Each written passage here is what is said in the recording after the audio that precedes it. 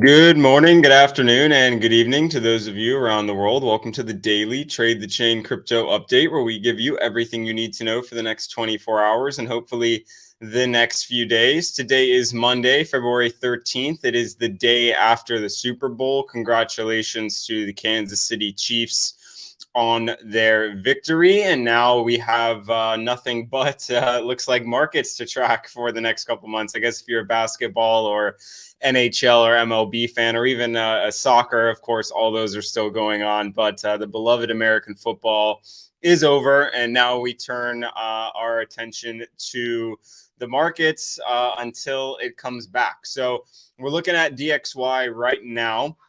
Have been tracking this to start for the past several weeks and months. As we can see, basically what happened, easiest way to explain this price action is I have this resistance line lined up with the low end of where we traded in the lows of December.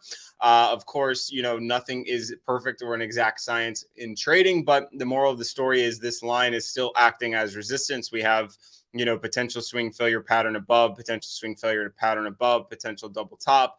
But, we're still hovering around the trend line. We're still above the 4-hour 200 estimated moving average. And of course, just under the previous daily close as well. So really what I'm my kind of line in the sand is this 200 estimated moving average. As you can see, a lot of wicking action, swing failure pattern beneath it. So basically the range right now is 103 to just under 104. So if this does move higher and basically bounce off the estimated 200 moving average, firmly break above the resistance level and we move higher, then, risk markets are likely to move lower. And if this does form a double top and we end up, cracking beneath and accepting beneath the estimated 200 moving average, and I think risk is going to end up moving higher.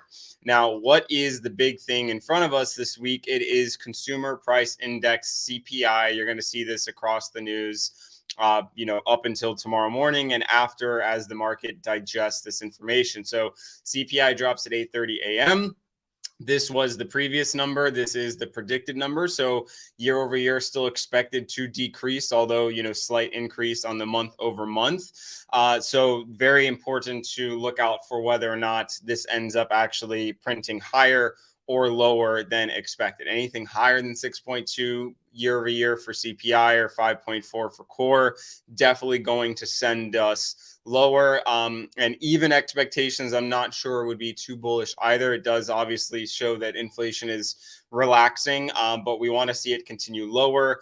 I think anything less than a beat, meaning a meet or a miss, will be pretty bearish for the markets. And so keep your eye out and very focused on this data print tomorrow, as this is likely to impact us moving forward. Remember, the Fed is dependent on unemployment and inflation. They already postured in the reference that they were not entirely pleased with where unemployment is headed, although it doesn't necessarily mean that they will have to take more action, but it definitely implies that they're thinking about taking more action. And of course, if CPI comes in higher, then that likely means more rate hikes than expected, which means lower price action because the market has to continue to price in Fed quantitative tightening. So keep a lookout for that as we move forward. It'll be part of the conversation tomorrow and throughout the rest of the week. This data point is really going to decide, I think, where price momentum pushes for the next at least week to 2 weeks. So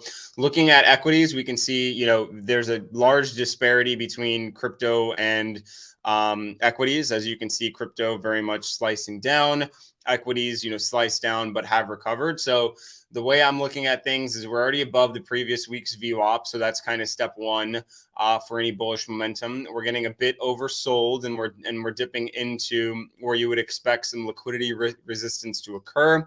We can bring this up, and yes, so all of this is basically liquidity, and I would expect, kind of 41.45, the way I'm looking at all these cells, is somewhere where I would expect resistance for equities, but clearly it's already starting to relax. So of course, if you head higher, you can attack 41.60 and flip that. I think that's unlikely with CPI coming tomorrow, but of course we could still zoom into tomorrow morning and tag 41.60 before selling off back to where more or less where we opened this morning.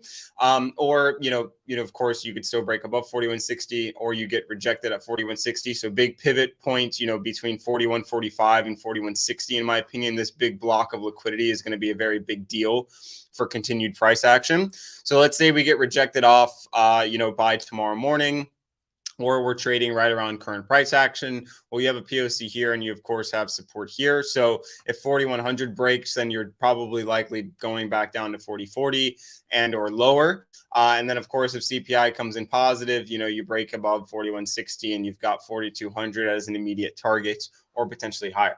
If you read the Trade the Chain newsletter, I'm not going to dig into all of it right now, but we did put a lot of context into that newsletter that just went out about half an hour ago. So if you read that, then you'll understand a bit why CPI is definitely a huge risk tomorrow, although nothing is for certain. So I think that this is a bit of a last boost before we get a little bit of red candles in for CPI. And of course, crypto's weakness in relation to equities could mean that if the bottom comes out on equities, then it could get a lot more uglier for crypto. So something to watch out for there. It does not look like equities are done yet, but we do have 3 green soldiers heading into CPI underneath that big block of liquidity. So I would not be longing equities here, and I would be looked to potentially shorting back to the POC, which lines up with the previous week's VWAP around 4115, 4110, or back down to where we opened, which was 4080, 4100. So looking at Bitcoin, a lot uglier than equities, of course. Moral of the story is, when we discussed last Friday, I did predict, slowly, trickling downward. We, of course, got a little boost between Friday to Sunday, and then, of course, trickled back lower. So if you did shorts, last weekend, you didn't really make any money, but that long that I mentioned on the bottom, and then selling right when we hit that trend resistance, which just to cover this trade that we discussed on Friday. So if you shorted, when we talked last Friday, you made it out relatively unscathed if you held it and didn't get your stops ran. But if you took that trade that we discussed last Friday, which was right around here, longed it, just on Bitcoin, that was a 1% trade. And then on other alts, it was 5 to 10%. So not a bad trade there. And then, of course, as soon as it touched that trend, you could have shorted there, lost a little bit on, unrealized, and then, took that down. So always a decent trade there, support, trend line back down to supports. And so moral of the story is right now 21.3 is support for Bitcoin. So I got to zoom out to the 4 hour because price action is so ugly. So moral of the story here is, if you can hold 21.3, then maybe you're back up to 22.3, lose 21.3, and you're pretty much going back down to 20.5. And then, of course, we have support down here between 18.8 and 19K as well. So 19.1 to 18.8 would be the next line of support. This does not look very positive to me. There, of course, could be some bullish divergence forming, lower price action, higher RSI, but you need at least another candle in there to confirm that, and it has to hold 23.3 pretty hard. And so, the issue is, if equities, start to seep down, does Bitcoin break down harder? And then, of course, if equities continue higher, does Bitcoin hold 21.3? So that's really the tough part. And of course, again, CPI tomorrow, so we could see some flattening or just some tight volatility heading into that to tomorrow. So moral of the story is break 21.3, 20.4, and then 18.8 is support. And then if you can get above 23.3, then you're back up into this range. And you, of course, have 23.3 and 24K as higher targets. Looking at Ethereum, we're going to zoom out to the 4 hour again, just because price action is so compressed here. So we did break beneath the previous range. So we are beneath 1500. We have confirmed, beneath 1500, we could still kind of bust above there, but that does look like an ugly confirmation candle. Of course, there's still 3 hours left in this 4 hours, so not counting out anything yet, but typically break underneath this and you're going to start to seep towards 1430.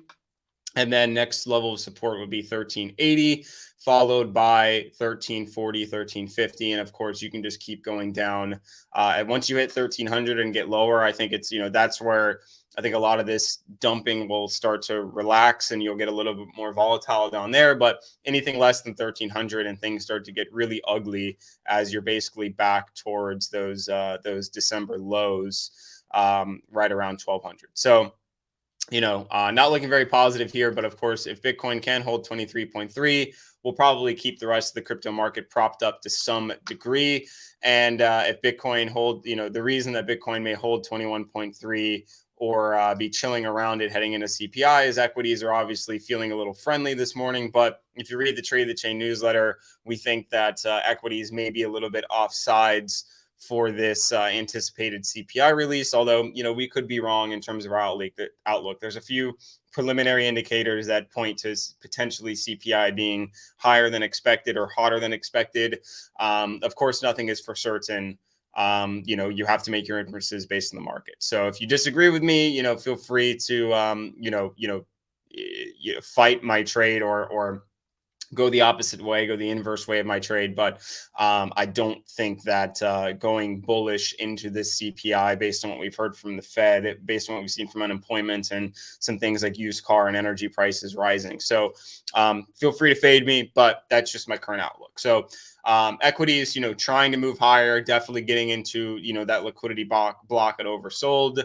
Bitcoin hovering around, support level. Ethereum beneath, where you would want support. So, and then we have CPI tomorrow with expected, higher month over month, but lower year over year. So, it's a bit of a tricky equation, but got to make the best of what you can. Just looking at CBD, we can see it's, pretty even in line. No one's really off sides right now.